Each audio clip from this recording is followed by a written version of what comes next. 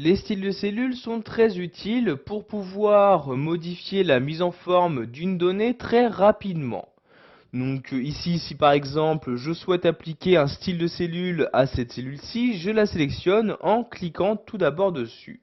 Après avoir sélectionné la cellule à modifier, je me rends donc dans l'onglet Accueil et je clique ici sur Style de cellule. Donc je clique ici sur le bouton et apparaît maintenant ce menu-ci. Donc c'est dans ce menu-là que vous allez voir apparaître les différents styles de cellules proposés par le tableur Excel 2010. Donc vous avez ici les différentes catégories. Donc si par exemple vous souhaitez comparer différentes valeurs, vous pouvez y appliquer un style de cellule. Donc par exemple ce style-ci pour une valeur insatisfaisante. Pour une valeur neutre, vous pouvez lui appliquer ce style de cellule. Ou pour une valeur satisfaisante, vous avez ici ce style de cellule qui lui est réservé. Donc par exemple, je vais appliquer ce style-ci, je clique donc dessus et vous avez automatiquement toutes les modifications qui sont effectuées, que ce soit pour modifier la couleur de fond d'une cellule, la couleur et la mise en forme donc des caractères. Donc je vais maintenant sélectionner donc cette ligne-ci, je clique donc ici sur le 5 pour sélectionner l'intégralité de cette ligne. Je vais maintenant remodifier le style de cellule en cliquant ici sur style de cellule et je vais en choisir un nouveau. Donc, par exemple ici, je vais prendre celui-ci comme ceci, je clique donc dessus et vous avez automatiquement, donc pour toutes les cellules sélectionnées, ce style-ci qui lui est appliqué. Sachez que vous avez la possibilité de créer votre propre style de cellule. Donc ce qui est très utile si par exemple vous avez créé votre propre mise en forme et que vous souhaitez l'exploiter donc sur différentes cellules donc de votre document ou encore d'autres documents. Donc par exemple ici pour cette mise en forme, donc ici je vais sélectionner la cellule, je vais également mettre en gras donc et en italique le mot et je vais ici le mettre en rouge comme ceci.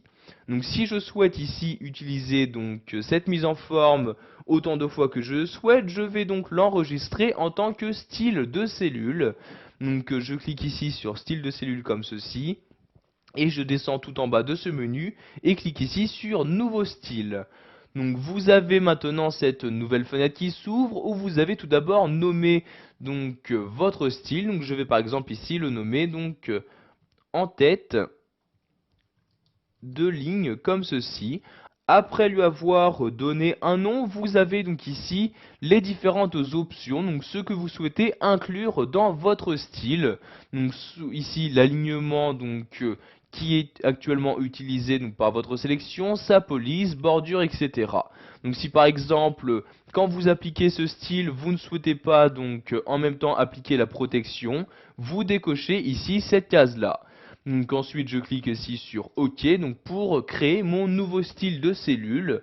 Je vais maintenant sélectionner toutes ces cellules-ci comme ceci et je vais lui appliquer donc le style que je viens de créer. Je retourne pour cela ici sur style de cellule comme ceci. Et vous avez donc ici une nouvelle catégorie qui apparaît dans ce menu, la catégorie personnalisée.